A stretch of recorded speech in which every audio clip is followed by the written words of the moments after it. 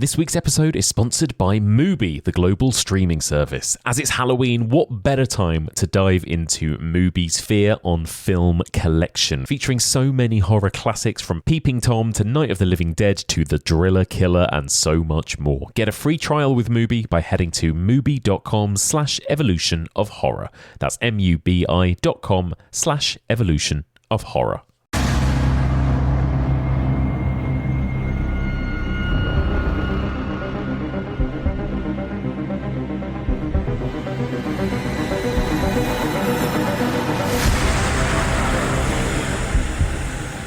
Hello everybody, happy Halloween and welcome to this very special episode of the Evolution of Horror. Now usually on this podcast we are of course exploring and dissecting the history and the evolution of the horror genre, one subgenre at a time, and we are currently in the middle of our 11th series exploring the evolution of man-made monsters in horror. But we are going to take a little mid-season break, so we're going to be off from our main season for a couple of weeks just because October has been frankly insane with various different projects going on, and so we need to take a little break from recording, but the series will resume later on in November and will then carry on weekly all the way through to the end of the series. But I also wanted to take this opportunity to drop you a little bonus chat because it is Halloween. I mean, how could I not, right? So this is going to be a really exciting, fun conversation. I sat down with friend of the podcast, Adam Robinson, to talk a little bit about anthology horror.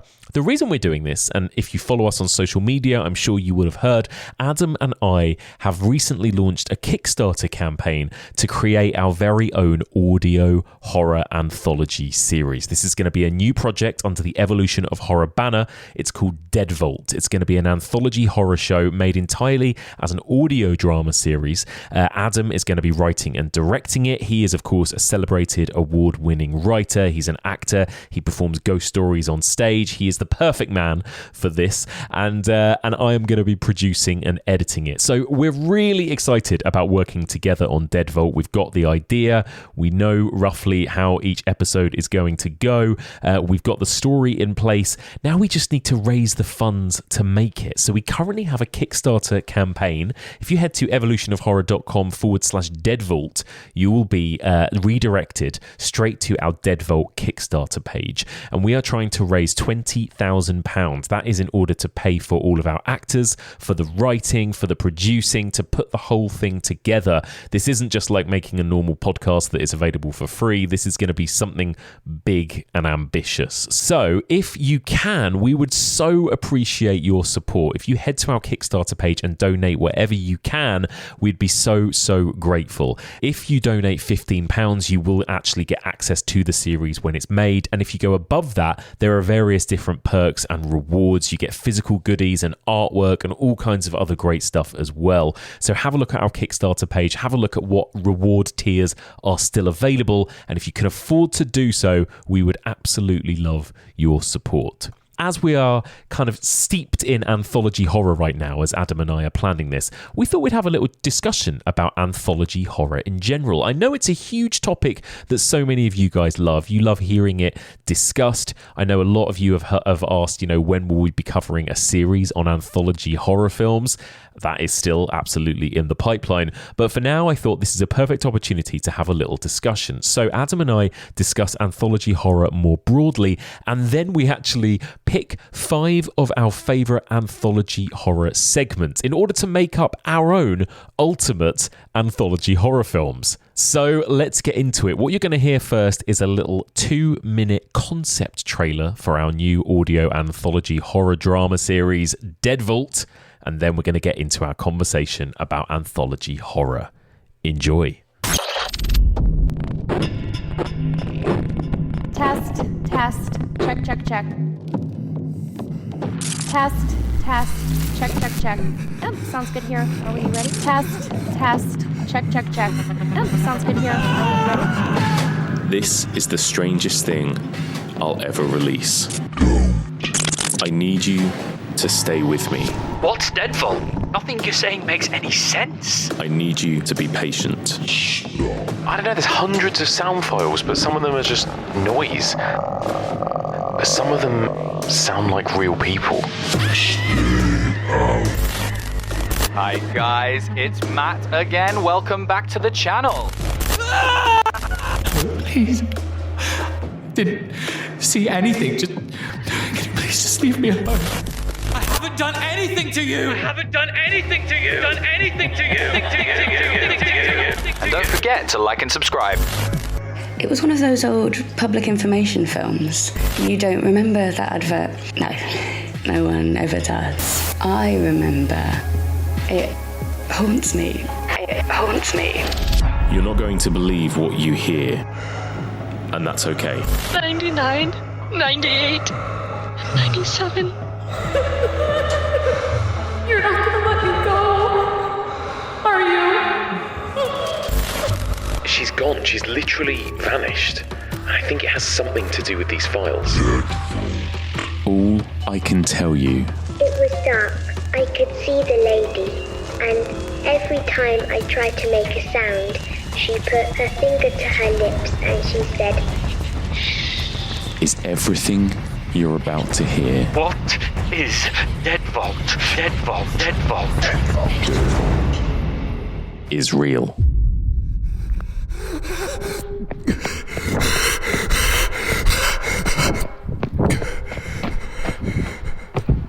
Oh, it's gone. It's gone. It's gone. It was just so fast. It was so fast. Oh God! Deadvault, an Evolution of Horror audio series, written and directed by Adam Z. Robinson, produced and edited by Mike Muncer. And there we go. Well, let's talk a little bit about Deadvault and Anthology Horror with my collaborator in this project, Adam Robinson. Hello, Adam. Hi, Mike. How are you doing? I'm good. It's a crazy week for us right now, isn't it? You're in a premiere in somewhere. Where are you in the UK right now? I'm in Manchester right now. Did I do a gig in Manchester last night? No, I did not. Am I doing a gig in Manchester tonight? No, I am not. Where will I wake up tomorrow? Nobody knows, except we do, and it's York. Am I doing a gig in York tonight? No. I'm in Durham tonight. It's all a bit bananas. Oh, my God. It's great.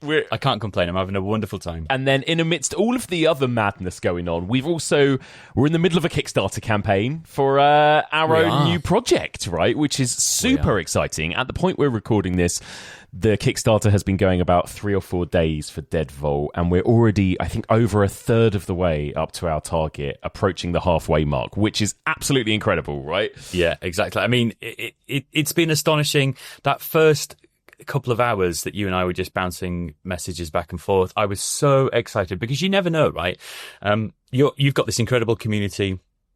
I've got this incredible community who are so supportive of everything we do. But you never know what reaction's going to be. So when it was like creeping up past $4,000, in the first sort of hour, it was just amazing. And as you say, we're now at 8,600, I think it is, which is approaching 40% of the total. God.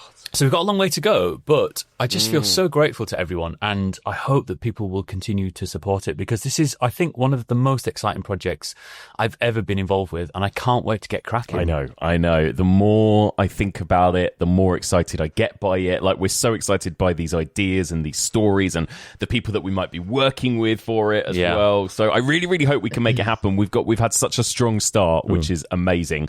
Let's just catch people up on it. But for people who don't know, what is Deadvault, Adam? Deadvault is a brand new audio horror anthology series. I'm writing it. You are producing it. I'm also directing it. You're also editing it. So it's very much this collaboration between you and me. It will be this extraordinarily exciting, immersive audio adventure, is what I said to somebody the other day, that there's an adventure element to it. Not in terms of genre, it's pure horror through and through, but there's going to be an element of discovery. And the idea is it has a sort of real world vibe in terms of there are certain characters in this who are playing themselves. You're one of them. You're going to be playing yourself. And it is about a podcaster who happens upon a series of files in this online secure vault called the Deadvault. And most of them are kind of these grotesque sounds and really kind of freaky, horrible things. But some of them seem to be stories and audio evidence, if you like, compiled by real people telling us, or at least documenting a story that's happening to them. It will span loads of different genres. It will be ultimately very scary. And I hope, I hope it's just going to be this immersive, kind of terrifying experience for people who listen. Yes. And we have an outline for most of it. We have thoughts on where the story's going to go. We have the framework, more or less, for the show. But in order for it to happen, in order for us to actually begin creating it beyond this point, we need everyone's support, and we need people to help us out and grab their copy of Deadvault along with any other perks that they find tantalizing. And this is one of the beautiful things about it, I think, is almost all of the money, almost like the vast majority, is going to people, is going to artists to enable us to kind of do what we do. So Mike D. Graham is involved. Mitch Bain is involved doing a fantastic EP for us as the soundtrack. And then we're going to be working with a cast of fantastic actors. The trailer had the fantastic Chelsea Grant, Josh Tonks. We had Bronte Schultz on there. We had James Swanson on there. We had your niece. Yes, shout out to my niece Daisy, who's very good at doing creepy little girl voice. Loved it. Yeah. But you can probably tell I'm extremely excited about it. I'm so kind of buoyed by the reaction so far. And I just really want to do it, Mike. I want to get cracking and get these scripts firmed up, you know? Well, this is it. And obviously this is such a different type of project to just other sorts of podcasts that we've done. And, obviously at the moment, people will probably be aware I've got like 3 weekly podcasts on the go, all completely free of charge as part of this kind of expanding network that I'm running. But this is something that requires, like you said, we wanted to be able to pay artists, actors, composers, you for your writing, everything. So we can't make this happen without the funding, essentially. So That's right. This is why the support is so important if we're able to make it happen. And I'm so excited about it too, because I think that this is, for me, this is exactly the sort of thing that I love listening to and love enjoying, and we're going to talk a little bit about anthology horror and found footage horror this week as well. But it kind of ticks all of my boxes, this idea, and we want to make this like scary, right? It's going to be scary. Absolutely. This is the thing. I think I love audio drama and I love audio horror drama. I would say that even though I love it, and not a lot of it really scares me, I think the one thing I can remember that really did freak me out was an incredible adaptation of the Stone tape that the BBC Radio 4 did. It might have been a decade ago. And it was so immersive. And I remember making so many mental notes about how to use sound and not kind of just try to create something that is a film without images, try to actually really focus on the idea that this is an audio medium. It's the same process as when I'm making theatre. I can't make a blockbuster film on stage. So I think to myself, what do I have at my disposal? It's going to be the same process for this. So we're thinking, what are the things that make people feel unsettled? What are the things that really start to freak you out? Yeah.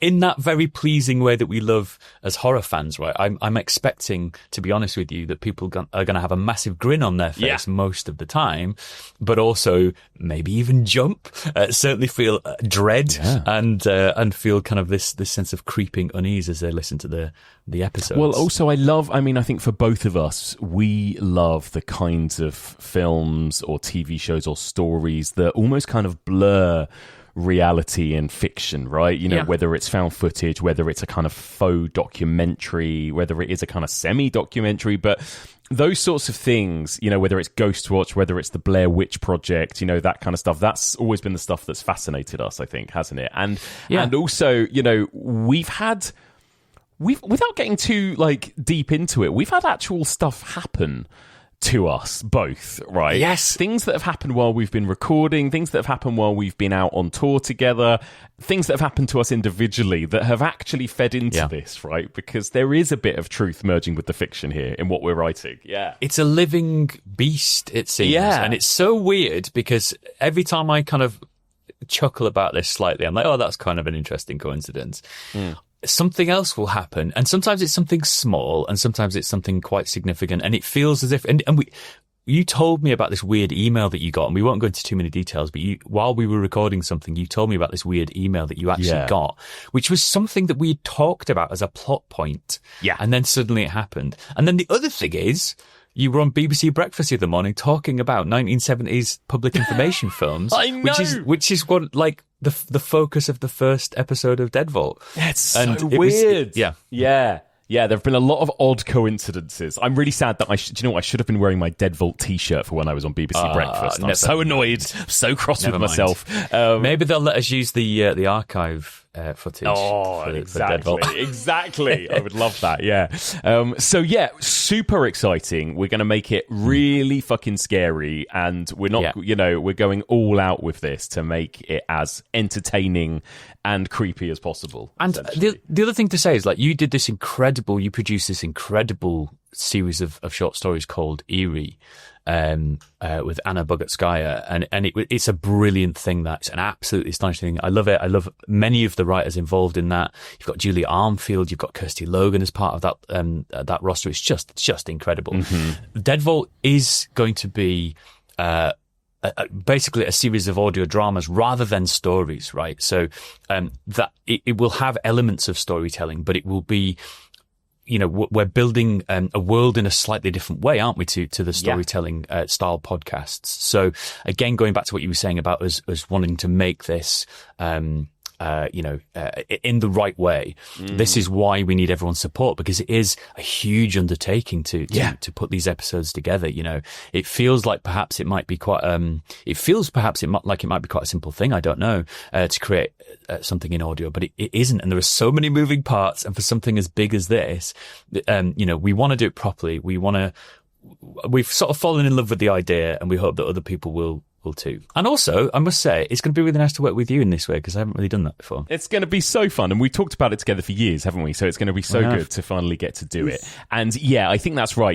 I think the thing that really excites me about it, and we've talked about this elsewhere, but the idea that it is all found footage, like you said, that this idea that they are kind of like weird, mysterious kind of audio files, and in some ways it plays into anthology horror, and it plays into the theme of this podcast in a way, in that we're going to be tackling different subgenres. They're not all going to be classic ghost stories. Some of them might be more slashery, some of them might be more body horror, some of them might be more occulty. We can talk a bit about that maybe, but and also they could be from different eras too, again in keeping with this idea of kind of the evolution of horror, I suppose, is that this could be something that's an audio that was recorded on an old wax cylinder, or it could be something that was on an audio cassette tape, or it could be something as modern as, a voice note or a video blogger, recording something live, right? So again, I think that was really exciting to us both, the possibilities in how this audio in the world of the story is recorded and how we pull that off, As soon as we started thinking about this, so many ideas started to come to the fore, didn't they? Because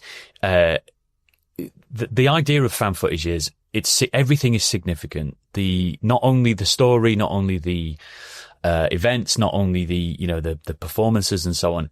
The medium by which you're receiving this is as important as anything else. So, as you say, we have these ideas, and it was so fun because as soon as we started thinking about, okay, so what are the different options in terms of how these things might be recorded? As soon as we started thinking about that, stories just started to present themselves, because you think, okay, so why has this been discovered? Why has it been recorded? What's the hook? And I think in that sense, I already know that each of the episodes is going to be completely unique from the last, and it allows us to explore different tones as well. Because the beauty, we're going to talk about anthology horror, but one of the beauties is people are different from each other. Groups of people are different from each other. One group of friends has a different vibe to this family over here, right? Yeah, and so. You can play with things like lightness. You can play with, even humor to a certain extent. And every circumstance is different. So there's so much variety. And I can't wait. Very exciting. So if you can spare a few quid to support this, It can only happen with people's support. Also, it's probably worth saying this isn't going to go out, if it gets made, it isn't going to go out as a free podcast. It will be out there for sale. So, it's not like you'd be supporting something that will then be eventually available for free. In fact, if you support it at one of the kind of lower tiers, like the £15 tier, that means that you're going to get access to the whole series, probably cheaper than it will be when it eventually is released, right, as well. Absolutely. So there are loads of great little perks to supporting Deadvault. You can donate at various different amounts. There are different rewards tiers. Like I said, £15 will get you access to the entire series when it's made before everyone else, before it's available to the public, and for like an early bird discounted price. But then you can go up from there. If you go up to £25, you'll get access to live Q&As with me and Adam and the cast and crew, and we'll be doing live streams and behind the scenes info. You'll get a script, a signed PDF script, and various other goodies. If you jump up to the £50 tier, you get physical stuff. There's a couple of things that me and Adam are really excited about, including a Deadvault collector's cassette tape, right, Adam, which we're so excited about. Lots of people seem to have gone for that already, which I'm so pleased about. Yeah, it's a fun little thing. And it'll be, unique to this project. You won't be able to buy this afterwards. It's going to be part of what we're doing here only. And it's, the thing that I'm excited about is, as you say, it's going to be something that's for sale afterwards. But the people I want to have this, Mike, are the people who tune into your podcast every week. They're the people who join us, join me on, on the road to come and see my shows. People who've supported us over the years. I want everyone to have this, of course, but the people listening to this and the people who have been supporters of mine for the years, I sort of desperately want to share this with them. Yeah. And I feel like in donating, that, at that 15 quid mark or beyond that, if you want some, some really exciting perks, it means that you're a part of it. I'd say this in all the fundraisers that I've ever done. You are a part of it. It's not just a case of giving us a few quid and here's the product. It's you're part of it. You're forever. This is something that you made happen. With your support. Somebody came up to me at a live event the other day and said, "Oh, I was so excited to support Deadvault," and they said I jumped straight in on I think it was the Muncer tier, which is one of our highest ones, which I believe that one has sold out. But that one actually offered people a cameo in the drama, and they said they could not wait. The idea of and they were like, "I'm already so intrigued as to what it is I'll be doing for." Oh my goodness! But, that one sold out almost immediately on the night, which is lovely. And we'll talk about this, Adam, but we could always. Do drop a few more, additional of those tiers. We might be able to drop a few more in there, I think. Yeah, so we will. I encourage people to keep their eyes on things. That is so exciting. Again, the enthusiasm from people has just been astonishing. And like I say, I've been doing this for 10 years, the Ghost Story Theatre thing, and I never ever. Get used to it, really. I never get used to people's enthusiasm for it, and I think the horror community is just so wonderful in that regard. And it's a delight. I had someone come up to me in a pub, Mike. Yes. Richard came up to me in a pub to say hello, and that he'd literally just been watching me and you talking about Deadvault, and we both looked as shocked as each other, to be honest. It was like, he said to me, "Are you Adam Robinson?" I thought it was like that Alan Partridge thing. I dropped my idea. But and again, it was just the right moment just before we'd launched, and that moment, that feeling of, oh, you know what, people are gonna get behind this, I think. So yeah. Dead nice. So exciting. Deadvault, Dead nice. Exactly. So there you go. If you head to evolutionofhorror.com/Deadvault, it will take you straight to our Kickstarter page with all the info. There are video trailers and info about all the perks and what you can get if you support us. So thank you to everyone who has supported so far, and please, if you can afford to support and help us make this happen, then please do get in there quick before all the perks run out. So, Adam, we're talking in link with Deadvault. We're going to talk this week about anthology horror, right?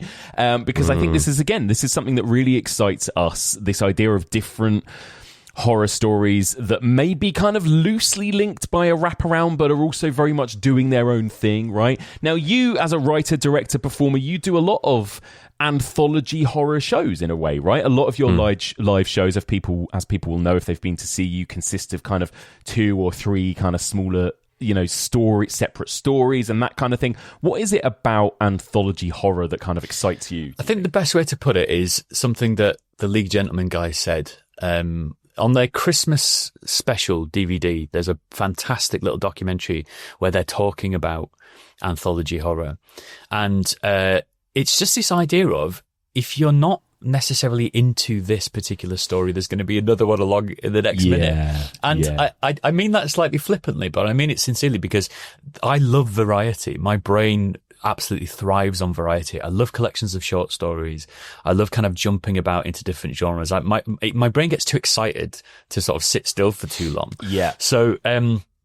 So I find that about it really, really thrilling, because you're watching something and you're thinking, oh, this is really fun. It's really excellent and scary and spooky and whatever. And there's like another 4 on the way. Yeah. So I think that's a really cool thing. It also, does something that I like in horror, in that it doesn't linger too long on the same idea. I think sometimes, horror movies that I get impatient with or I'm not too fond of, part of the reason for that is because we've gone, too hot too early, or it's not able to sustain its central idea. You don't get that in anthology because you have to be neat and brief in your storytelling. You have to be tidy with it. So it absolutely appeals to me. I love it too. I think you're right. It's absolutely something about that idea of settling in and knowing that you're going to get given a series of different stories. Even if some of them aren't your cup of tea, there'll be another one that comes along 5 minutes, 10 minutes, 20 minutes later that could blow your mind. I love that about it. And I think these days, especially more and more, we are not just in horror, but we are subjected to very, very long films or very long TV shows too. Films these days, a lot of them are 2+ hours. Even Weapons this year, which was brilliant, was over 2 hours long. A lot of TV shows are very, very serialized. They, Stranger Things, and actually, I'm watching the new It TV show, Welcome to Derry. Have you seen that yet, Adam? I haven't seen it yet. No. Well, episode 1 it's promising. I liked it. Episode 1 is good. But again, it's very much got that vibe of like, we're about to dive into like a 10-hour movie rather than a kind of, separate story of the week type of vibe, Yeah. And so we don't get, it feels like we don't get much story of the week TV shows or little kind of short bite-sized stories in film anymore, I think you're right. You mentioned Weapons, and that is a fascinating choice, because I think part of the reason why Weapons didn't feel like a long film is because it was done in this episodic way, right? We've talked about Weapons extensively, didn't we? We both did a bit of a love-in for Weapons on your Patreon. But one of the inspirations for that, or one of the touch points for his inspirations, was a novel called A Visit from the Goon Squad, which is one of my favourite novels of all time, and that is episodic. And although it is telling the same story, you're jumping about and you're going from character to character to character, and it just refreshes it. And I think that it's very hard to get bored in fact, if you get bored in an anthology movie, I think it has done something really, really wrong, because I don't know how it's managed it. Absolutely. Yeah, you're so right. It kind of zips along. And how important is it to you that there is a coherent link between the stories? It's fun to have this bridging story.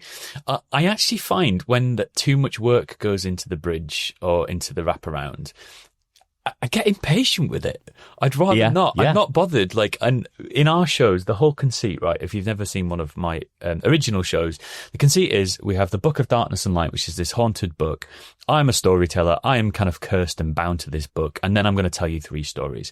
Every single time I create a new show, I work with my director, and I say, I quite want to advance the mythology a little bit. And I always come to the same conclusion by the time the show goes up, which is nobody really cares. Yeah. Just, get on stage, tell me you're a spooky storyteller and tell me 3 stories. And that is what I have to sort of wrestle with and go, people who come year after year after year to see the shows, I want to give them something slightly new, but ultimately what we want is the story. We want to dive into the individual tales. So if it's a nice little neat wraparound, like something like Dr. Terrible's House of Dr. Terror's House of Horrors, sorry. Dr. Terrible House of Horrible is the Steve Coogan spoof, isn't it? Yeah. Dr. Terror's House of Horrors. It's a neat little thing. Yeah. Nothing much happens in these little kind of linking sections. Nothing really happens, but then there's a really fun and satisfying ending. So yeah, I'm not that bothered. What about you? No, I'm not that bothered. I like I like a kind of hook that gives the film as a whole an identity, I suppose. Like, as opposed to it feeling like you've literally just taken like 3 or 4 different people's completely separate stories and put them together in a single film. Like, I guess maybe whether it's a stylistic similarity, a tonal one. I like the VHS films. I like that they're all crunchy, scratchy, found footage stories, all done by different directors and completely different stories, but they all have that conceit that you're watching kind of footage of something. Creepshow has that beautiful aesthetic where everything looks a bit like a comic book come to life, and so it's a little bit larger than life.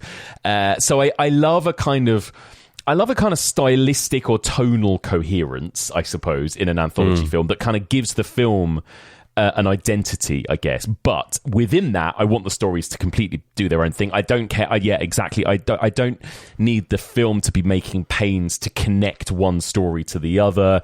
I don't need a boring wraparound story if it's going to take away from the actual main segments as well, like I'm happy to just switch from one to the next. Yeah, exactly. And I don't know I just feel like if it's working too hard, I just think don't know, just keep it simple. Absolutely. Yeah. So we're going to talk specifically about kind of our favourite anthology stories, our segments, I suppose. So I want to talk to you about, as a writer and somebody that does this, the art of creating a smaller story, a segment of something. I think there's this interesting reputation, I think, that anthology stories have, particularly anthology horror, I guess, in that they have to have a twist at the end. Is that the case, Adam? I have a difficult relationship with that word, Mike. And not just because of my dancing. Very good. Very good. Yeah, thank you. No, I think it's overused, and I think people don't always mean twist. Right. I had a conversation last night, in fact, with our friend Bronte Schultz in Lancaster, and we were talking about this, and I think there are very few films that actually have twists. The Sixth Sense has a twist. Yes. But The Wicker Man, that is not a twist. No, as far as I'm concerned, it's a slight pivot in the storytelling. It's a surprise. It's a payoff. And I was trying to distill what this was, and I think it's something to do with a twist is something that's always been there, and suddenly it's revealed. A narrative shift, or however we want to frame that, is something that we've been building up to, and we know we've been building up to something, and then it's revealed. I don't think they're the same thing. I think that twists are very, very, very hard to pull off. This is why when you look at Inside Number 9, and they do have lots of twists in these, they actually have actual twists where, again, the whole reality is subverted. It's astonishing to think that they've done so many so successfully, because how are they, how are they so good at writing these things? It's hard to pull it off. So I don't think it needs to have a twist. I think it needs to have a satisfying payoff. And I think we need to leave each section really excited to get to the next section. Yeah. And if there's any sense of it being a flat ending, or any sense of us feeling, not too sure about that, there is a danger that we might just check out. Yeah, I think that's so true. It's not necessarily a twist, but they definitely have a structure where they have to build towards a big climax, a big finish, don't they, in some way, whether that is, and we've talked about BBC Christmas Ghost Stories. I don't know whether would we count that as an anthology series, BBC Ghost Stories for Christmas? Let's count it. Yeah, I think you could count that, couldn't you? But they work towards that big scare at the end, most of them, right? M.R. James stories and that kind of thing. And I guess whether it's working towards a twist, a reveal, a climax, a scare, it does feel like so often that's how they're structured, right? That they rely so much on a build to the end point, I suppose, and like you say, leave you not feeling flat by the time you've moved on to the next story. Yeah. If you're a nerd like me, have a look at a little 5-act structure diagram. And actually, it's not quite the same for anthology, because they all sort of have to restart and start again. But if you think about the way that kind of peak gets higher and higher and higher, and the rising action and dramatic action and so on, that is sort of what we're seeing over an anthology film. And actually, I think that really good anthology films consider the intensity of each climax, really. So you shouldn't have the most exciting story at the beginning. You shouldn't have the one that's going to leave you, clutching your heart at the beginning. That needs to really be the final one, I think, where you're building to that. Because otherwise, again, why are we sticking around? Yeah. So I think, but that again, I feel that's very, very exciting about Anthology. Hopefully that you're in for even more thrilling stories as it goes along. Really exciting. I love that. And can they be completely different sort of subgenres, all of that kind of thing, for you when you watch an anthology? I think so. Yeah. If you think about the old Amicus films, and actually that, again, talking about League of Gentlemen are going to get a lot of airtime in this because they really were instrumental in bringing me to lots of horror goodies. Yeah. They talk about it in that documentary I mentioned on the Christmas special DVD, which I don't know if that's available, that documentary anyway, because if you haven't got the physical media. Anyway, they talk about the Amicus films, and I went out to HMV when I was in my first year of university and bought the Amicus collection. And in there, you've got like 4, I think, anthologies and a couple of other films. And they do that beautifully. So you'll have a vampire story, then it's a werewolf story. Then you'll have like a human horror story. And it's brilliant because you don't need to, there does not need to be any stitching together of the logic in an anthology. You can sort of go, right, well, here's a story about a vampire. Yeah. And now here's a story about, a murderer, like a human being. And you don't really need those to be in the same universe. No, even. Not at all. They can exist within this framework, but kind of have their own thing going on. And that is unique, isn't it?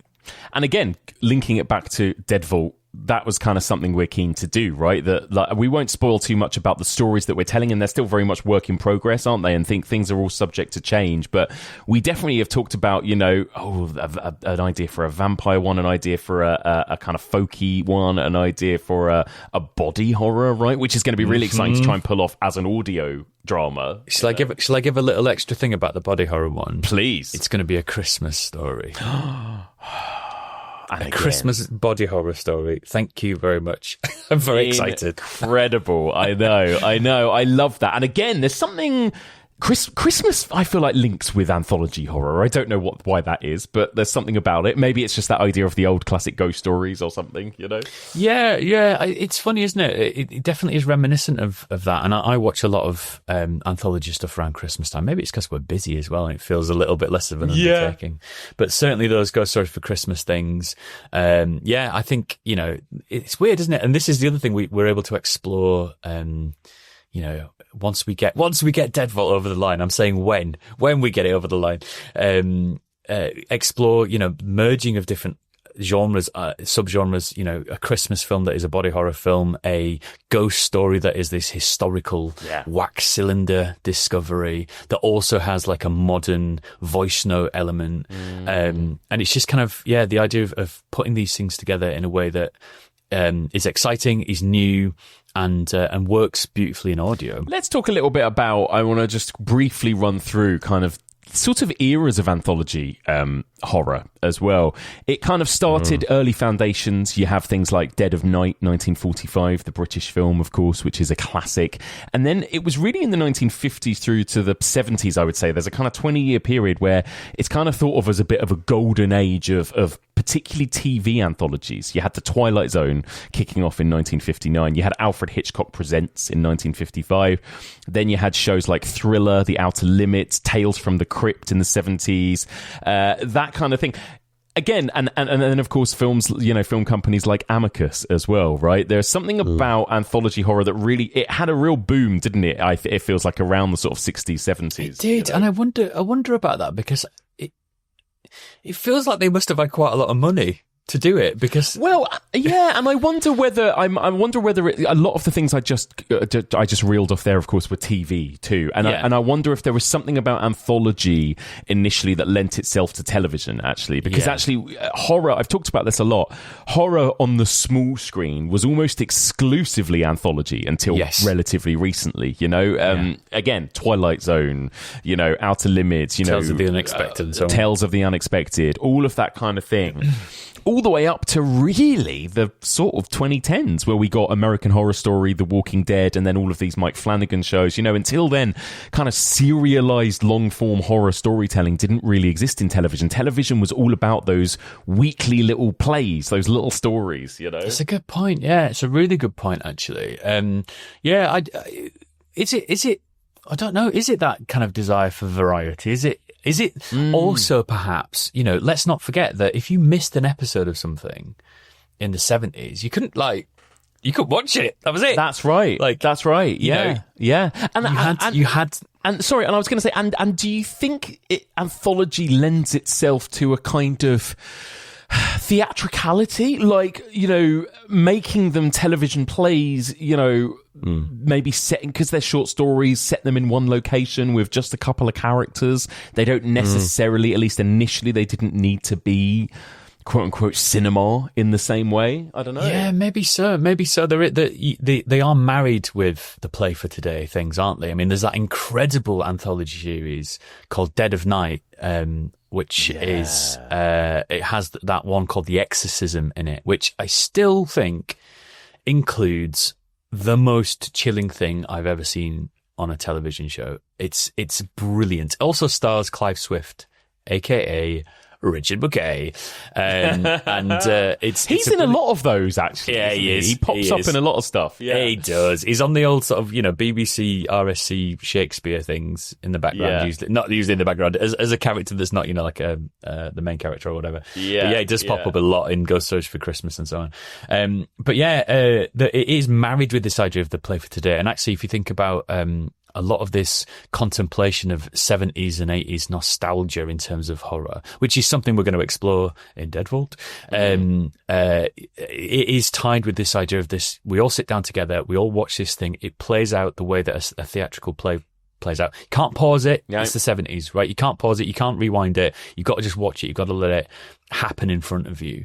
And I like that. I kind of admire it. Again, we have to roll with that a little bit in 2025. We can't think about TV and audio in that way anymore, because of course people have got stuff going on. So what you have to do is think about how are we capturing people's attention? How can we make this so exciting that people can't bear to pause it or leave the arena or pause their podcast or whatever? Absolutely. Yeah, you're so right about that. I suppose that's it. It was this. And again, in the 1950s, 1960s, this was the golden age of television generally, not just anthology. This was when television became, the thing. It was in every home. Cinema was actually struggling to keep up with television a lot of the time. Yeah. So it was really interesting. We saw this huge boom. And I guess one of the most famous and celebrated is The Twilight Zone, isn't it? I feel like that's in some ways the anthology TV show, at least, against which all other anthology TV shows are measured, even today. I think so. You know what, though? I haven't seen that much of it, and I feel like it's a big... I feel like am I right in thinking I've seen loads of Tales of the Unexpected and you've seen loads of The Twilight Zone, but neither of us seen much of the other one? I don't think I've ever seen a single Tales of the Unexpected, to my shame. I know. Gosh. And I love Roald Dahl's writing, so, I would love to see some of that. Yeah. It has been pointed out that it should be called Tales of the Very Much Expected. Speaking of twists. Twilight Zone, but definitely, I mean, it is... it's the one, isn't it? It's the one that everyone, even when people, something weird happens, people still do the do exactly thing. Exactly. So it occupies a certain space, doesn't it, in people's consciousness, in the cultural landscape. It does. And it was, smart storytelling in that these were kind of sci-fi, horror, fantastical stories, often very frightening, but they were often getting at something very current and political as well at the same time, which I think is interesting, because not all anthology horror does that, actually. Not all anthology horror has to be social, political, or about the current climate, I suppose. Actually there's a bit of a timelessness to a lot of anthology horror, isn't there? Really, there is. Yeah, I think that's one of the brilliant things about it. But I do like horror that responds to the world around it, and I think that you almost can't help it. You might try to write something in a vacuum, but you can't. So you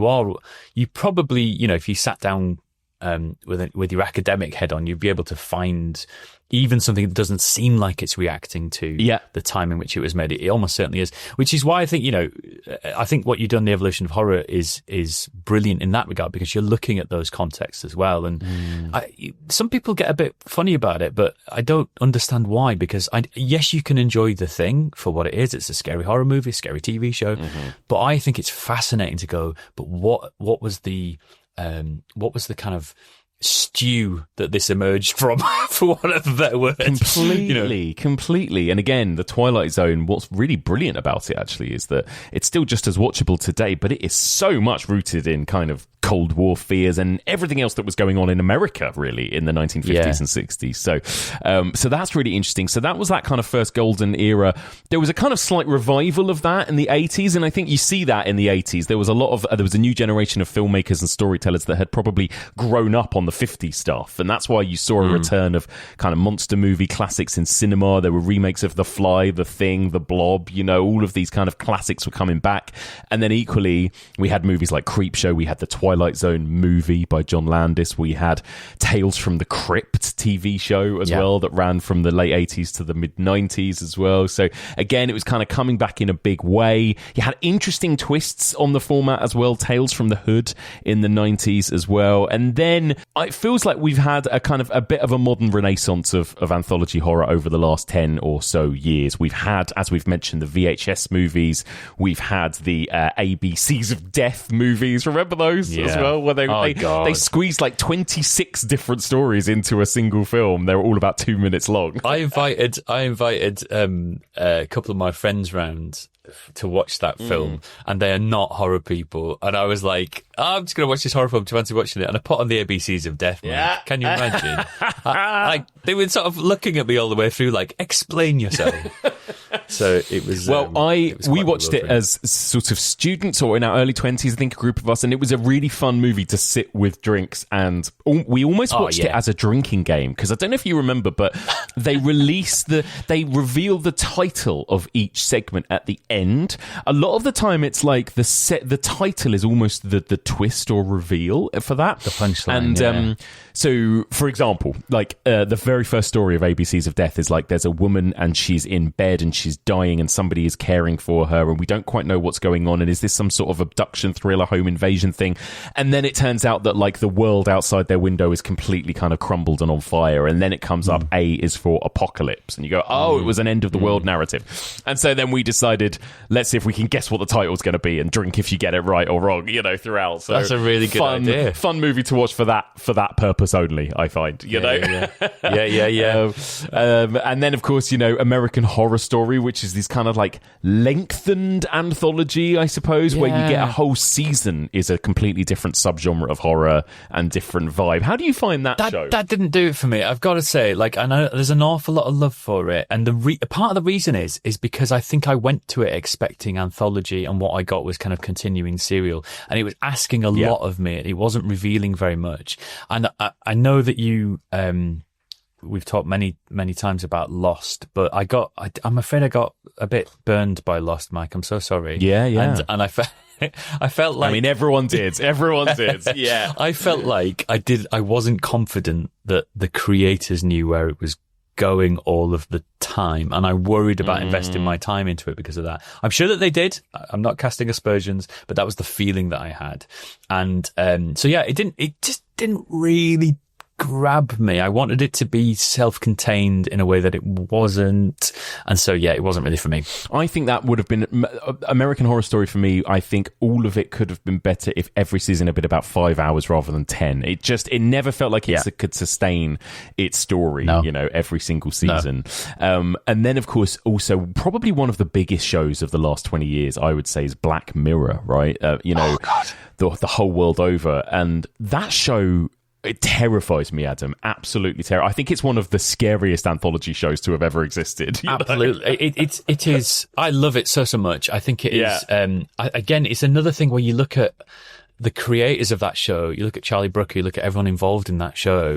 And you think, how have you managed to sustain this? Like, it is so good. Every episode is just a treat. And there are very few Black Mirror episodes that I've watched where I've thought, it was fine. I almost always leave them thinking, these are just astonishing. Yeah. And they take us again in so many different directions. If you think about, something like the very first episode, the national anthem. Oh my God. And the way that made me feel when I watched it versus something like, I've forgotten the name of it, but the one where you can sort of downgrade people. Mm-hmm. And it means that they can't like rent a car and stuff. What is that one called? The one with Bryce Dallas Howard, where everyone is kind of rating each other. Yeah, exactly.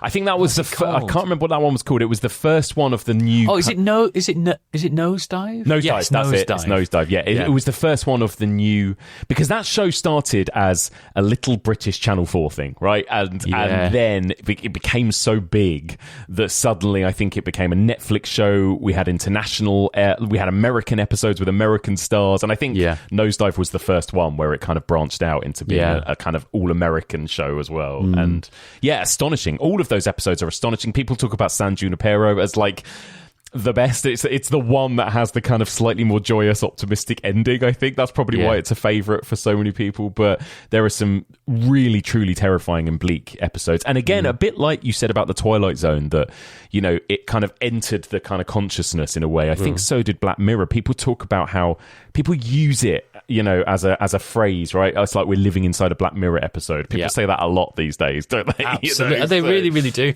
The other thing that I admire about it, and actually in some ways the break away from Channel 4, whatever the circumstances were, I admire that some of them are like 28 minutes and some of them are feature length. Yeah, because the thing about Anthology is you don't want one to be too much long. In terms of a movie, I'm thinking about, you don't need it to be too much longer than anything else. But a story sometimes it can't be squeezed into a particular length. Right. So if we've got this freedom, I quite like this about streaming TV where you have a series and some episodes are, I've even seen things about like some episodes like 12 minutes and some are 90, and I don't mind it at all. I do not. It's a bit frustrating for the old nighttime schedule. That's right. That's right. But no, I don't either. I would much rather a story just be the length that it needs to be rather than be eked out or massively cut down. Absolutely. Yeah. Although then, speaking of which, an extremely important show, I think, to the both of us, Adam, and one that is incredibly disciplined in terms of its length, its regularity,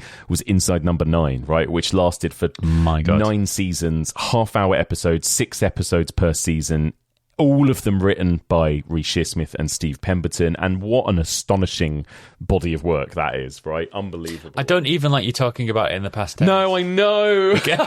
We're still in mourning. The fact that I know. The fact that there won't be another series. It at the same time as saying what I said just now about different lengths, the skill to be able to do something over half an hour in that way is Try and do it is my recommendation. If you're interested in writing, try to put that parameter in place as part of your writing. It has to fit within this.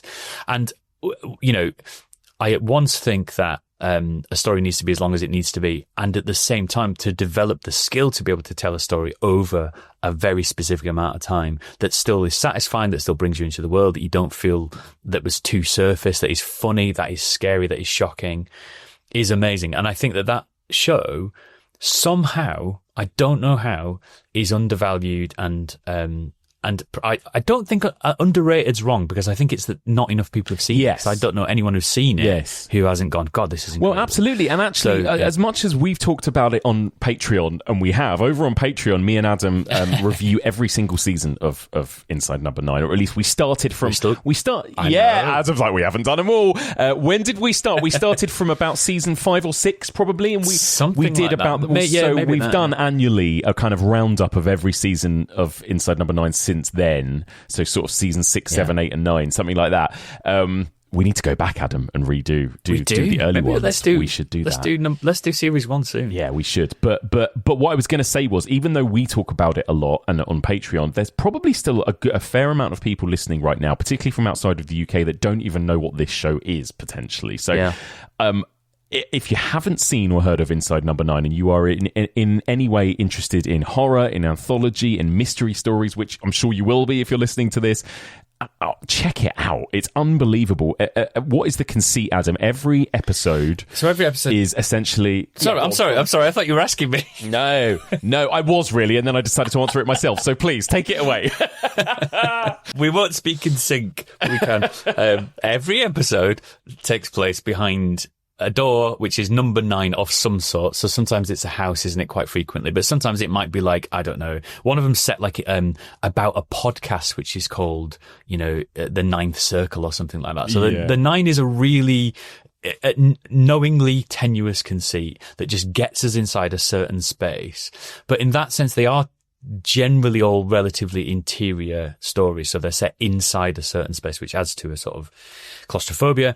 And they can be anything beyond that, though, can't they? They can be a drama, they can be a proper horror story, a gothic, a real sort of like, castles and bats and lightning strikes gothic, and then they can be like harrowing real world drama. And the range is astonishing, isn't it? Unbelievable. And honestly, when I say that there is not a dud in the 54 episodes, because it's 9 seasons of 6 episodes, right? It's unbelievable. And like you say, everyone will have their own personal favorites. Some will like more than others depending on your tastes and what genres you like and what kind of stories you like, but they're all astonishing. It is, and every British actor you could ever imagine, it makes an appearance as well, right? It's like an incredible who's who. And there are some, especially for horror fans, there are a couple of incredible horror episodes. There's an episode called The Devil of Christmas, which is one of my annual Christmas rewatches now. I absolutely love it. It's brilliant. And they did another one, didn't they, a few years after that, about camping in a church, which was another, The Bones of St. Nicholas. Yes. Astonishing. Yes. And people will sometimes, when I mention it, they'll say, where should I start? And I just think, start at the beginning. Just start episode 1. Start with Sardines. The first episode is Sardines is phenomenal. Phenomenal. In fact, I think it is quite important. If you watch episodes 1 and 2, it gives you an amazing idea of what this show is. Because episode 1, not to spoil it, is set basically entirely inside a wardrobe. It is literally about people stuck in a wardrobe together. Yeah. And so it is entirely about the dialogue, the acting. It's very wordy. Yeah. And then episode 2 is essentially a silent episode, right? It's about 2 burglars breaking into a house and there is no dialogue. So it is entirely visual. So I think with episodes 1 and 2 of season 1, they really set out their stall, didn't they? Of like, this is what this show could be. It could be anything, right? Yeah. And I want to just mention Tim Key in Sardines because, it's such a good performance. If anyone's seen The Ballad of Wallace Island, saw it twice, cried both times, loved it. But he's just so good in that. He plays this incredible. I don't want to say too much. He's his performance is astonishing. The storytelling is amazing. What I might do actually, and maybe I'll release it in like coinciding with this episode going out. I might release a playlist of for specifically for the horror episodes, like maybe the 10 darkest, scariest episodes of Inside Number 9. Not the 9? Oh, no. Well done, Adam. See, this is why you're the writer and you're the clever one. Well done. The 9 scariest episodes of Inside Number 9. I think that would be a fun task to do. Yeah, I think it'd be for really people who fun. maybe haven't dipped into it but want to see some of the most frightening episodes. Yeah. And there are some, some are harrowing. Is there an episode called The Harrowing? There is an episode called The Harrowing. Yeah, there you go. I didn't even mean to say that. Which is really scary. It's really scary. And that one is surprising, where you end up. Again, no spoilers whatsoever, but where you end up in that episode, you wouldn't guess it from the tone. And they're so good at that as well.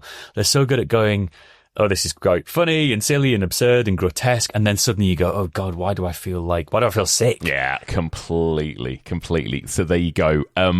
Right, well, why don't we finish by what we've decided to do is task ourselves with essentially putting together our own perfect anthology horror, right? Which is, i.e., we're going to name 5 of our favourite anthology segments each, aren't we? Yeah. Essentially. And we'll talk a little bit about them. We won't spoil them. We won't go in depth about any of them. We'll just kind of recommend each of us 5 of our favourite kind of anthology horror stories of all time. How should we do it, Adam? Shall we just go through our 5 one at should we go back and forth? Like, what do you think's best? Think? Is it better to build our ones? I suppose you're right. Oh, no, we could go back and forth, couldn't we? Well, let's go back and forth, but you're right, I suppose, and I want you to tell me if there's a reason you've thought about them in a particular order or anything like that. Let's do that as well as we go. Okay. So, what's your first anthology horror story? So, I want to also just quickly say that we've broken a few rules here, haven't we? We've picked things that are not necessarily going to squeeze into a 90-minute film, but it's Halloween. Everyone's had a pumpkin. Come on, guys. So, my first one is the Night Watchman story from Ghost Stories, which is written by another lead gentleman, Jeremy Dyson and Andy Nyman. It is a very, very simple story, and it's about a night watchman who is disturbed by something while on duty, and then with his torch goes to investigate it in this basement. And that is basically it. There is not really much more of a plot to it. Other than, there is development and stuff, and I don't want to go into that because you should watch the movie because it will spoil it a bit. But in the film, it is Paul Whitehouse, who again, a comedy legend, and he seems like a bloody nice man, Paul Whitehouse. He does, doesn't he? Doesn't he? Just he's such a lovely man. He seems. Never met him. Well, hope to one day. But that, it's just a delight, and it's properly scary, and there are moments where you're shouting no at the TV and you're sort of encouraging him not to do the thing he's supposed to do. It's a fantastic little conceit because it's his job. He sort of has to do the thing that you're screaming at the TV for him to not do. I remember seeing it on stage. Oh my God. It started as a stage show, and I learnt so much about making horror on stage from that one story. The isolation of that, of the way that it's lit, the guy in his little booth, the exploration of the stage and the transformation of the stage. It's just a little masterpiece. Love it. It is. Ghost Stories is an incredible film, actually. It's almost hard to pick a favourite segment, but I love that. Well, that one is absolutely the most kind of classic, frightening horror, I would say, of all of them. But they're all brilliant, aren't they? Every segment in that. There's a great one where a boy goes out driving at night as well, which I absolutely love. It's just fantastic. Really good. So fantastic. It's wonderful. Love that. Excellent choice. I'm gonna kick mine off with a bit of a classic, actually, probably one of the earliest anthology movies. I'm gonna start with Dead of Night from 1945, and I'm picking the segment The Ventriloquist's Dummy, which again I think very famous. People might have heard about this, people might have seen pictures of it. Not everyone has seen Dead of Night. It's a fantastic film. 1945 British horror movie, really one of the first of its kind. Each story is brilliant and creepy and weird in its own way, but the one that really has kind of stood the test of time is about a ventriloquist dummy. A ventriloquist becomes basically increasingly unhinged, and he is convinced that his dummy, Hugo, is alive and acting independently. And there is this kind of element of, is it psychological? Is it supernatural? Is this man experiencing some sort of psychotic break? And the story builds and builds, as so many of these do, to a really frightening ending. And I mean, ventriloquist dummies are always scary, aren't they, Adam, to be honest? It's classic uncanny, the dead and not dead at the same time. There's also, I just want to mention, in Dead of Night, which is one of my favourites as well, there's a story by H.G. Wells, but there's also a story by E.F. Benson. If anybody is a fan of M.R. James and that has led you to E.F. Benson, there's a story in that which is adapted from an E.F. Benson story called The Hearse Driver. I think the original story is called The Bus Driver, but anyway, just a little nerdy story fact. Love that. Yeah, it's an absolute banger of a film, worth a watch, especially at Halloween. It's a great one, isn't it, to pop on? Classic really kind of British Gothic horror. So Dead of Night, The Ventriloquist Dummy, that's my first one. Adam, what's your second segment? My second one is Father's Day from Creepshow. What a film. I love it. Yeah. Talking about, hopping tones and genres. I remember seeing this when I was a kid. My friend he was a little older than me, and he'd either borrowed the video from a video shop or he got it from his dad or something. And it's just an absolutely unhinged bananas story that is so it's so pleased with how ridiculous and horror-y it is. And it's basically about this dysfunctional family, and they have this gathering, and it's Father's Day, but they're sort of nodding to the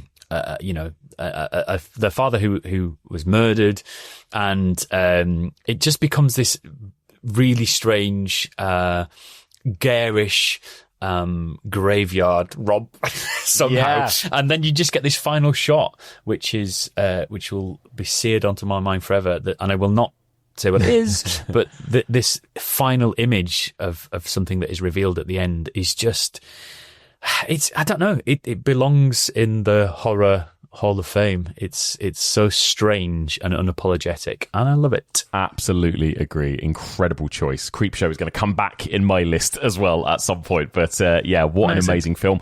I'm going to name as my second one a really bonkers movie called Black Sabbath from 1963. This is an Italian horror anthology movie directed by Mario Bava. Have you seen this one? I have, yeah. I watched it at university. I had a poster on my wall, I think. Oh, it's great. I mean, like the visuals, the poster, the visuals are very, very cool in this. Mario Bava was a cinematographer before he was a filmmaker, and he has such an amazing eye for kind of horror aesthetics, and always very kind of colourful and bold and lavish and lush, and he brought that sensibility to this kind of really fun anthology horror. You've got Boris Karloff, who is almost the kind of crypt keeper of the story as well, which is interesting. In terms of there's 3 segments, and they're a mixed bag, I think, but by far the best one, the one that I'm including here, is A Drop of Water. So it's set in 1910s London, and there is a nurse who is called to prepare a corpse for burial, and she's kind of dressing the body, and something happens with this body, essentially, while she's kind of alone in an apartment with it, and it is absolutely terrifying. Again, there are kind of these big, over-the-top Italian horror, kind of crazy visuals and jump scares, and everything about it is kind of cranked up to 11, but it's genuinely scary and uncanny, and I think one of the most fun kind of like roller coaster ride, frightening horror segments in any anthology film. I'm already into your film. I'm already like you're layering these tones very, very nicely. The juxtaposition of these two stories is very, very good. I've gone from being creeped out to being on a ghost train. Exactly, that's right. It's a real ghost train segment. Exactly. There you go. So Black Sabbath, A Drop of Water. That's my second one. What's your third segment, Adam? My third segment is And All Through the House from Tales from the Crypt. This is a segment which is taken from an EF comic, I think, called The Vault of Horror. I think that's an EC comic. Sorry, it's an EC comic. And it's a Christmas story. And I just love Christmas horror. It's one of my favourite little avenues of horror. And it's about a woman who murders her husband and on Christmas Eve. And it's a sort of insurance, a crime, so she can get the insurance money. At the same time, there's a news bulletin saying that there is, quote unquote, a homicidal maniac on the loose.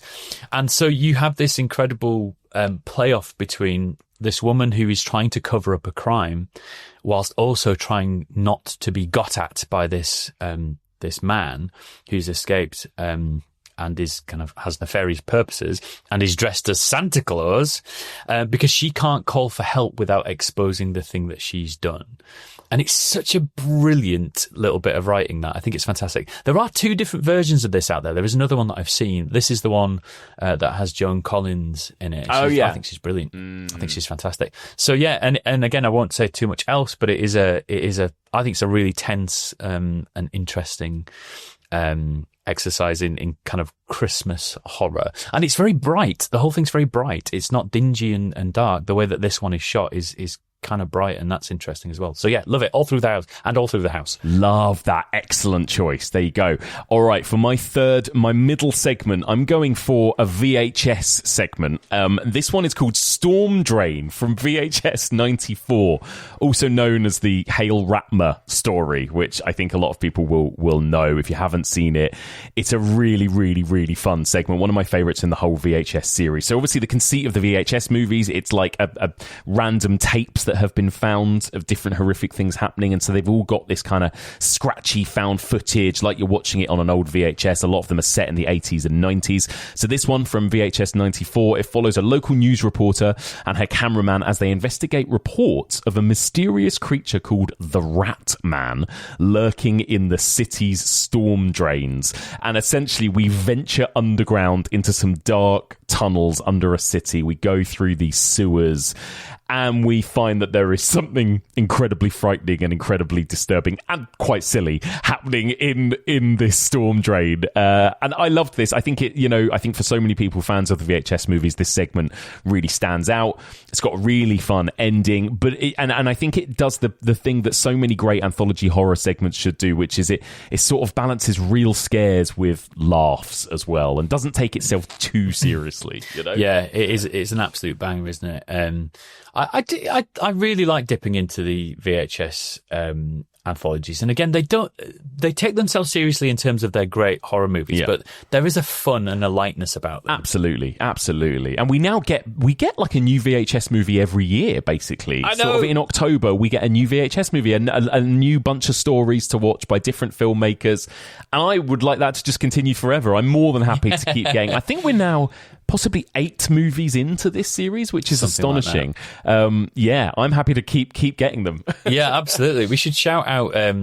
There's one of the episodes is in VHS 85, No Wake, about the friends who go to the lake, because it's got Chelsea Grant in it, who was in one of our actors for Deadvault. Absolutely, yes. yeah. And actually, it's a really, really fun and weird and brilliant segment, that No Wake. Yeah, so check that out as well. Phenomenal, love that. There you go. So that's my next segment. That's my middle segment, VHS 94 Storm Drain. What's your 4th segment, Adam? Right, I have changed my mind even since we began this episode, because something popped into my mind. Yeah. So I'm going to crowbar something into my film, which the original is 60 minutes long, but with a little bit of editing, it will be okay. Let's all stay friends. Come on.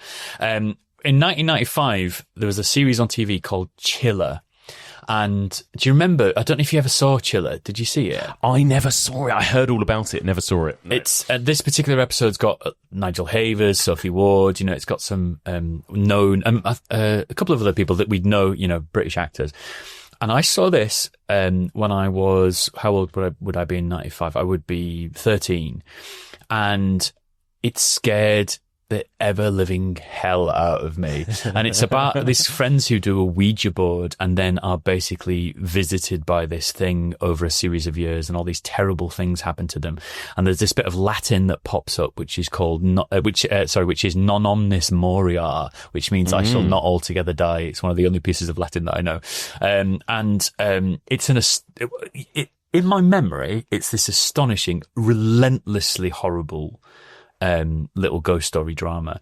I never rewatched it, and I think if I did, I don't know, maybe it wouldn't stand up or something, but it's in my mind so significantly that I want to put it in my anthology. We'll trim it down a bit. We'll make it a 30-minute. Well, yeah, and I like that. I was about to say the same thing, that my 4th segment is my longest one as well, and I feel like that's the penultimate one is where you can go big. I think you go big. You do your big meaty story, and then you finish with a little fun stinger at the end, right? Yes, that's what it exactly. feels like. So I think it's probably out there on like some site that it shouldn't be on, but I reckon you can probably find it. But it really, really scared the shit out of me. And the opening credits of Chiller is this kind of ghoul that has this big open mouth, and it's just so burned into my brain. So yeah, it's Prophecy from Chiller in 1995. Incredible. Love that. Great choice. I'm going to check that out. I have not seen it. Amazing. All right. So for my 4th, this is my longest as well. This is a 30-minuter. I'm going to go back to the world of Inside Number 9, and I wanted to choose one Inside Number 9. It's so difficult to pick, but I've gone with one of my favourite episodes, which is Wise Owl. And I thought this kind of linked nicely as well to Deadvault as well, because I think you've already mentioned in this chat, Adam, one of the episodes that we're going to be dealing with, in fact, the episode that kicks off Deadvault, right, is going to be a story about those old public information videos from the 70s, right? It's the thing that kicks off the entire arc of Deadvault, really, this conversation that our podcaster, Mike Muncer, has with an expert on 70s anthology, 70s public information films. Yeah, so that's a beautiful choice. Yeah, so this episode, Wise Owl, is all about that, essentially. Reece Shearsmith plays a character called Ronnie, who is he's kind of haunted by memories of this 1970s public information cartoon character, and he's called Wise Owl, and he's always warning children about, don't play with a kite around electricity pylon and all that kind of thing. And he sort of goes, what does it? He says, twit you, calls children twits for basically, playing dangerously around, dangerous, pieces of equipment or around lakes where they could drown and all that kind of thing, kind of warns them of the dangers. And then the story actually goes in some really dark directions, particularly involving this character of Ronnie and something traumatic that happened to him as a child involving this character, essentially. I won't say any more than that, but it's such a brilliant story as it is, and the way it captures that 70s animated public information video is so good as well, isn't it? You can completely believe that would have existed, the Wise Owl, Totally. The as you said, the style of animation. It also is, it's a really, for a 30-minute thing, it's a really layered thing because it references so much. It seems to me to have a bit of the Wasp Factory by Ian Banks going on in there in terms of that character. There is just all sorts of allusions. There's also the image of the Wise Owl began, I believe, in terms of the visual, as a sketch which appears in this League of Gentlemen book from the 90s or the early 90s, like this kind of drawing that a kid has sent in of I think they call it like Daffy Dads or something like that. Yeah. And it's so when it popped into my mind, I dug out that book and I was like, oh my God, yeah, there it is. So it refers to their own sort of folklore. Yeah, it's astonishing, that episode. What a choice. So good. It's so good. So there you go. That's my number 4. That's Inside Number 9's Wise Owl. And last but not least then, Adam, what's your 5th and final segment of your anthology? I have gone for Nightmare at 20,000 Feet. Which is from the Twilight Zone. It's one of the few that I have seen. Yes, incredible. It's one of the most iconic, isn't it? Yeah. And I'm going for the original. I'm going for the William Shatner one. Yeah. Because they redid it, didn't they, for the film? With Adam Scott, right? Yeah, exactly. But I want William Shatner. And it's such a simple story. It's about a man who basically has a fear of flying, and there's other stuff going on, of course. And when he looks out of his window, there's like this gremlin on the wing, kind of essentially pulling it apart. It's from a story by Richard Matheson, who wrote loads of stuff, including I think a reworking of Dead of Night. In the 70s. He wrote I Am Legend, didn't he, Richard Matheson? He wrote, did he write Stir of Echoes as well? Am I making these up? I'm not sure. No, you're probably right, yeah. So he's written a lot of really exciting horror stuff, and it's just a brilliant exercise in tension. It's quite fun because essentially it is a gremlin on a wing. Yeah, so it's one of my favorites. It's iconic as well, I would say. Oh my God. It's so good. The way it kind of builds that sort of feeling of dread and madness, through that William Shatner performance as well. And then when you get a glimpse of the thing out the window, it's horrible. It's actually quite horrible, isn't it? There's something that they've done a really, really good job with it. It's like this black and white.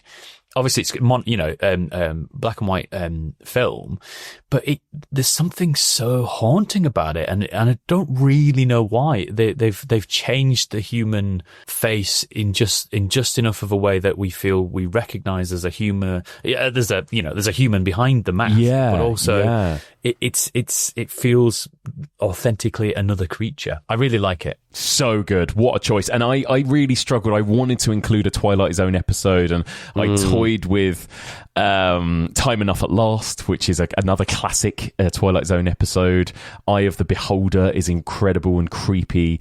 There's an episode called The Masks as well, which is really creepy and uncanny. There's some really great Twilight Zone horror stuff. Again, we could probably compile an entire list. But there you go. Great choice. Incredible. That's an incredible ending to your anthology as well. I think that's a lovely final segment, It is, isn't it? Yeah. Do you know what we should have done? And I don't think we've got time to think about it. We should have given them a title, these films. Oh, we should have. People can get in touch. Yeah, I love that. Again, I'll post our anthologies and our segments, and people can let us know what they'd call them. Love that. Yeah. Incredible. There you go. So Nightmare at 30,000 feet? 10,000 feet? 20,000. 20,000, the other one. Yeah. Nightmare at 20,000 feet. That finishes your anthology. And for me, I'm going What's your last one? I'm going with Creepshow. You've already mentioned a segment from Creepshow, but I'm ending my anthology with the final segment of Creepshow, which is They're Creeping Up on You. What a horrible thing this is. So obviously George Romero's incredible anthology movie. This was always my favourite segment of the film.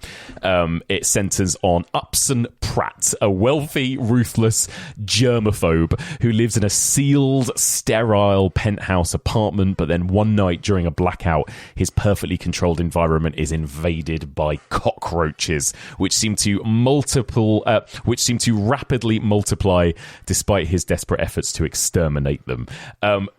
This is such a horrible, creepy, wince-inducing story. It's pretty short. It's pretty crazy. It's over the top. The character of Upson Pratt, this kind of like monstrous, man, this greedy, almost like Scrooge-like character, I suppose, in a way, right? Who gets his just desserts from these cockroaches invading his safe space. It's brilliant, isn't it, Adam? Such a fun, absolutely brilliant, and lots of really fun kind of stories about the production of it and how they were very good about using the insects, right? They had a wrangler and stuff, and it was all it was done in a way that seems like, they treated these insects pretty well. They were quite a rare breed of thing. An amazing, horrible story. What a choice. Oh my God. It always feels like a nice ending to me, that does, real creepy, crawly classic. So there you go. Adam, just run through your 5 segments one more time for us so we've got them. So my choices are The Night Watchman from Ghost Stories, Father's Day from Creepshow, and All Through the House from Tales from the Crypt, Prophecy from Chiller, and Nightmare at 20,000 Feet from The Twilight Zone. Phenomenal stuff. Excellent. And mine is The Ventriloquist Dummy from Dead of Night, A Drop of Water from Black Sabbath, Storm Drain from VHS 94, Wise Owl from Inside Number 9, and They're Creeping Up on You from Creepshow. Oh, brilliant, man. Fantastic. I want to go and sit and watch all of these now. I know. Yeah. Somebody needs to invent an engine. Some clever person needs to invent an engine where you can go online and go, here are my films. Yeah. Here's whack them together. And off we go. Incredible. There you go. Well, Adam, thank you for this little spooky bonus chat that we got to have for Halloween. This has been so much fun. Yeah. And let's just do one more plug for Deadvault, Adam, before we wrap up. I was just looking, Mike. I was just looking. Even in the time we've been talking, we've had another bunch of donations come through. That's so and this is honestly not planned. I wasn't planning to say this because, how could we know? But another bunch of donations have come through, and it is. We are going to get there. It's creeping up. There's this, always with Kickstarters, right? There's this initial flurry of activity and people are so excited to get involved. And so you have that in the first 24 hours. And then, donations come in a slightly different rate, but it is creeping up every day. There are donations every few hours at the moment. And this is going to get us over the line. And, obviously if people are listening to this and they think, oh yeah, I haven't donated yet. I want to give something. I want to support this. Do it now. Because obviously the sooner we get to, our total, obviously we can all celebrate that together and say, right, this is happening. And then we can talk about stretch goals. Yeah. And we can talk about, whether we're going to do another episode and there's all sorts of things. But please, if you're listening to this and you like the idea of a brand new horror anthology series, produced by Mike Muncer of The Evolution of Horror, written by me, please go over to our Kickstarter, chuck in whatever you can, and you'll enjoy that when it comes out. The other thing is, you were talking about how many things you've got coming out at the moment. Well, Deadvault's not coming out till next year, so people don't need to worry about, I'm listening to so much of these brilliant things that Mike's doing. We're pacing it, Mike. It's going to be out next year. In fact, it's probably going to be around the time that a couple of the other podcasts we've got going on right now finish. So you'll have something to plug that gap. There you go. Absolutely. And also, people have been so lovely at supporting it. There is another way you can support it as well, which is just, if you can, just tell people about it as well. If you're able to just please post something about it on your social media or recommend it to friends who you think might enjoy this kind of thing, enjoy a horror anthology audio, who might be able to support it too. Please just keep spreading the word and spreading the love about it as well. We'd be so grateful. Word of mouth is so important, and don't think, oh well, what, if I share it, not that many people are going to see it, or you know, but it really only takes a few more people to see it for us to get across that line. So please do share it. Tell your pals, get it on your social medias. Here we go, grandfather speaking. Get it on your social media profiles and stuff. And it really does make a difference. And we appreciate you all so much for supporting this. And again, I'm speaking obviously to your wonderful, wonderful community. I'm speaking to my community of supporters as well. We appreciate everything that you do for us. And please help us get this across the line, be part of Deadvault. Absolutely. There you go. Well, Adam, thank you very much. Until you're back on the podcast, which I'm sure won't be long, let people know where they can find you and if you've got anything coming up in November that they should be keeping an eye out for. Oh, gosh. Come and see me at adamzrobinson.com. I'm on tour at the moment with Darkness and Light. Only a few shows left for that, and some of them are sold out. And then I'm doing Christmas Carol from 22nd November right through to the end of December. And tickets on sale for that. adamzrobinson.com. But most of all, give us a bit of a shout out. Support Deadvault. Yes. Amazing. Adam, thank you so much. Thank you. And there we go. Thank you for listening to our Halloween Anthology Horror Special. And a big thank you one more time to my brilliant guest, Adam Robinson. So one more final plug. If you want to help us create our dream project, our own anthology horror series, then please support us if you can spare a few pounds or dollars or whatever your currency is. Just head to evolutionofhorror.com/Deadvault. We have a few weeks left of our Kickstarter campaign and we need to reach our goal or else the project won't happen. Thank you all so much for listening. October's been a bit of a crazy month. I'm going to take a couple of weeks off in November, so the podcast is going on a little mid-season break, but we'll be back again very soon for another episode of The Evolution of Horror.